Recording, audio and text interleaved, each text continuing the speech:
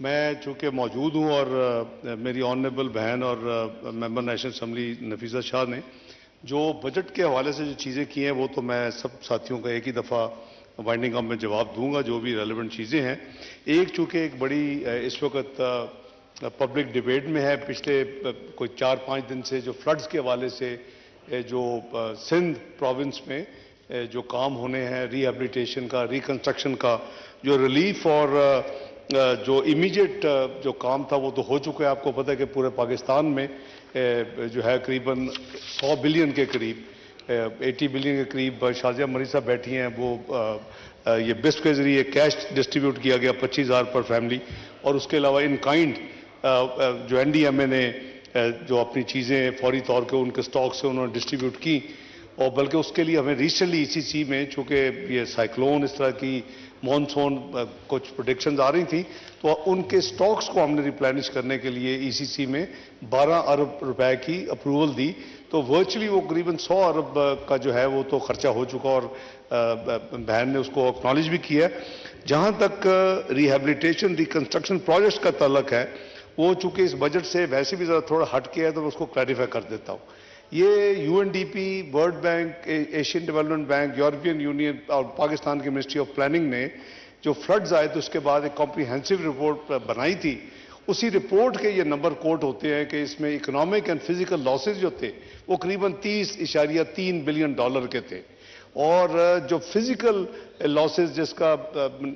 Honourable ممبر نے ذکر کیا کہ ہاؤسنگ اور اس طرح کے انفراسٹرکچر سارے تو وہ اس کے لیے جو رقم درکار ہے وہ 16.3 بلین ڈالر ہے. اور اگر آپ کو یاد ہوگا کہ یو این سیکرٹری جنرل کے ذریعے جنیوا میں پرائم منسٹر نے ایک ڈونرز کانفرنس کی تھی میں بھی اس میں تھا اور اپنا فارن منسٹر بلاول بھٹو صاحب بھی تھے تو اس میں جو پلیجز ملے تھے قریباً 50% جو کہ لون سے جو ڈونیشن تھی کیش وہ تو بہت تھوڑی تھی لیس دین $400 ملین جو اصل تھا کہ انہوں نے پلیج کیے کہ جی کنٹریز نے اداروں نے ملٹی لیٹرلز نے کہ جی اس ریکنسٹرکشن ری ہیبلیٹیشن جو کام ہے جو کہ 3 سے 4 سال کا ایکسپیکٹ کیا جائے مکمل ہوگا تو اس میں وہ قریباً 50% کے قریب وہ ہمیں پاکستان کو یعنی فائنینسنگ دیں گے. تو اس حوالے سے چونکہ میڈیا میں بھی باتیں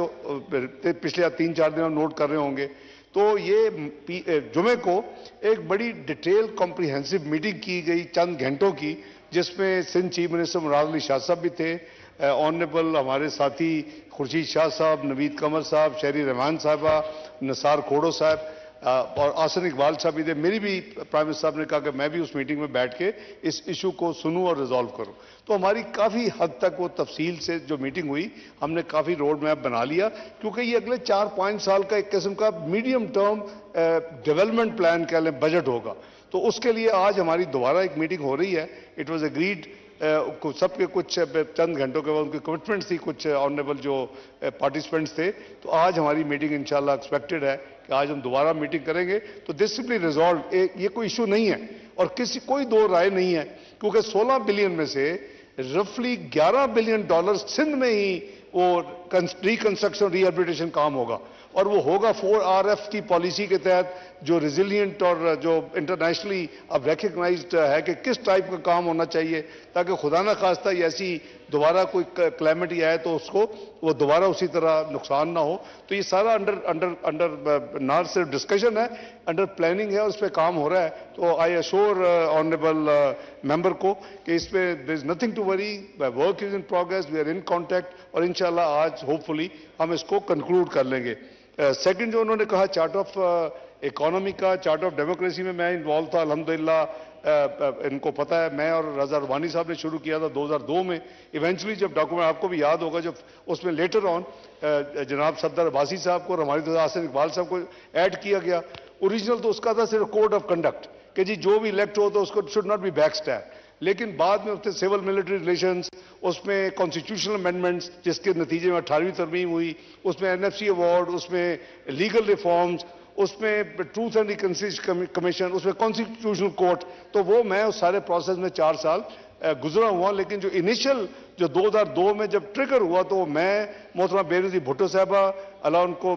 اعلیٰ درجات دیں اور اس کا وٹنس صرف ایک ہی اللہ ان کو بھی زندگی دیں آفتاب شبان مہرانی ये हमारी 2002 की दुबई में मीटिंग थी, उससे ट्रिगर हुआ और फिर एक्सपैंड होता गया। अल्हम्दुलिल्लाह फिर वो एक डॉक्यूमेंट है, उसमें 2-3 चीज़ों में अमल नहीं हुआ, बाकी चीज़ों में अमल हो चुका है। एक कॉन्स्टिट्यूशनल कोर्ट और एक truth and reconciliation commission, to the best of my memory, बाकी तमाम चीज़ों पर अल्हम्दुलिल्लाह हमने मिलकर अमल किया। चार्ट ऑफ इकोनॉमी 2013 के बजट 14, 15, 16, 17 5 बजट जब पेश किए, हर दफा कोशिश की कि हम चार्ट ऑफ इकोनॉमी बना लें, रिगार्डलेस कि अल्लाह को पता है किसको कितनी देर हुकूमत में है, कितनी देर अपोजिशन में है, एक रोड मैप बन जाए ताकि वो जो भी आए फिर उसको फॉलो करे। मैं एंडोर्स करता हूं इनके व्यूज को। I think once budget is over, हमें पूरी कोशिश करनी चाहिए कि पाकिस्तान में अगर हम चार्ट ऑफ इकोनॉमी एक बना सकते हैं और वो उसका ताकि कौम उसकी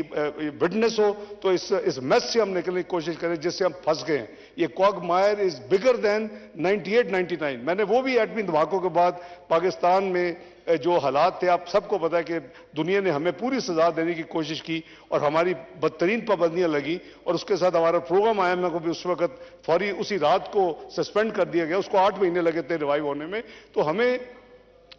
ये जो है तबाही, ये उससे बहुत बड़ी है in terms of size, in terms. लेकिन अल्हम्दुलिल्लाह जैसे मैंने आगे भी अर्ज किया था कि जो डिक्लाइन था, जो ग्राफ गिर रहा था, वो रुक गया, यानी व्हाट यू कैन स्टेबल हो गया। अब इसको हमारे सब मिलकर कोशिश करनी है कि उसको हम ग्रोथ और इसको पॉजिटिव ट्रैजेक्टरी तो लेके चलें। अल्लाह ने चाहा जो हम सब की कंट्रीब्यूशन है वो होगी, लेकिन ऑब्वियसली आफ्टर द इलेक्शन अल्लाह ताला जो जिनको मौका दे फिर इसको आगे लेके चलने की जरूरत होगी। बहुत शुक्रिया जनाब स्पीकर।